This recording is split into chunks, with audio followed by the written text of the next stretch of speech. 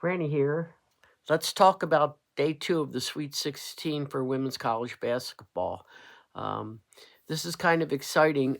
My predictions yesterday were actually 3 for 3 because even though there were 4 teams playing, I had the wrong team. I put in Notre Dame playing yesterday, but they actually played today.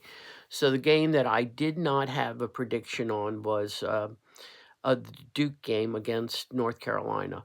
And I would have picked Duke. So I really would have been 4 for 4. You'll just have to believe me with that. So let's just take a look at today's matchup. And the first game will be Notre Dame versus TCU.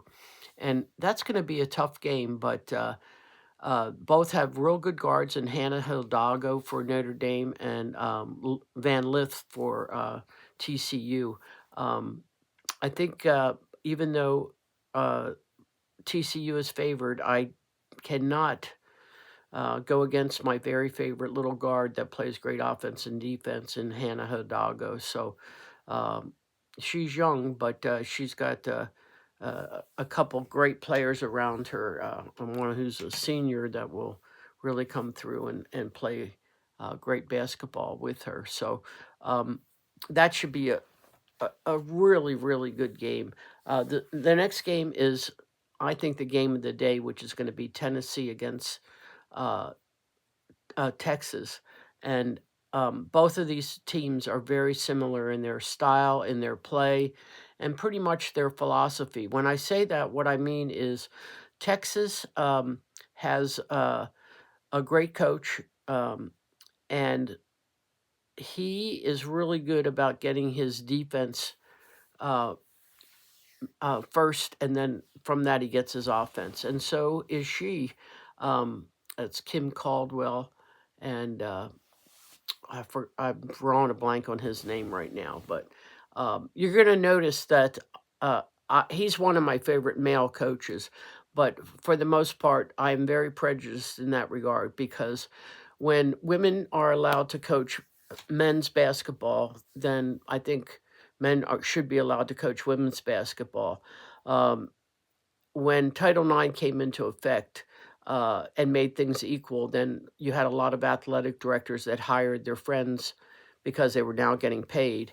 And I think we're at the point in women's basketball where until there's equality with women being able to coach in men's basketball, then you're taking a job away from a woman.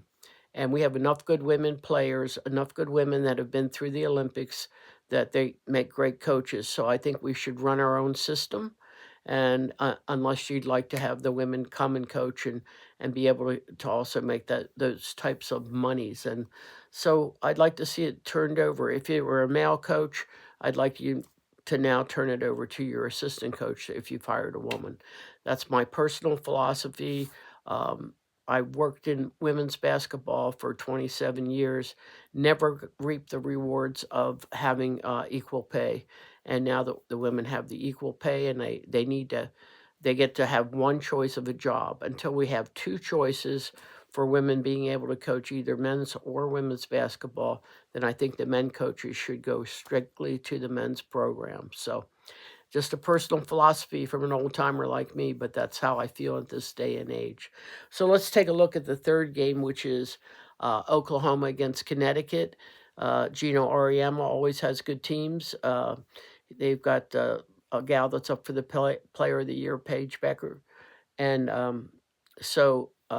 I think that they will outlast Oklahoma in that regard. And the final game of the day is K-State, Kansas State against USC. Now, this is a game that'll break my heart because Juju Watkins was my choice for Player of the Year, and I thought she was dynamic. We'll see. I was hoping for the matchup between Paige and Juju. So for Connecticut versus USC, because I think that's what they were going to have to do to get through. I still think that's the possibility because I think USC is playing their heart out for Juju Watkins. Got my favorite player that transferred from Stanford. She was my favorite at Stanford, and I felt she should have gotten a little bit more playing time, and that's Kiki Arifin. And she's their post player, and I think they have to run things through her, but they have some really good outside shooters too that are going to have to be on. All of these games are going to come down to what the officiating's like too. If Kiki gets in foul trouble, USC is in trouble because she is their offense, and she's going to take on that role. She's not afraid to.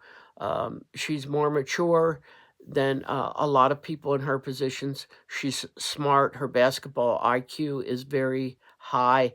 So I am really rooting for USC to be the Cinderella team and get through this and into the the final 8 teams, and we'll take it from there. So those are my predictions for today, and I hope that you will appreciate those, and I sure as heck hope I'm right. So, okay, you take care. Oh, by the way, one last thing. I really appreciated LSU's coach, Kim Mulkey, in her outfit yesterday. She was ready for the running of the bulls, but like I said yesterday, she's a great coach, and it was really fun to see her take over and make her team run a play that she wanted towards the end of the game, which helped them win. So, Coach, I like you as a coach, but you, your style for and flair for your outfits that you wear uh, are, I think, are a little pretentious, but you came for the running of the bulls and you ran your team the way it should be run. So I've got a lot of respect for you, Coach Mulkey. You take care. See my predictions and know that you can join my Franny Sports and Travel Corner and really enjoy having a good time. All right, take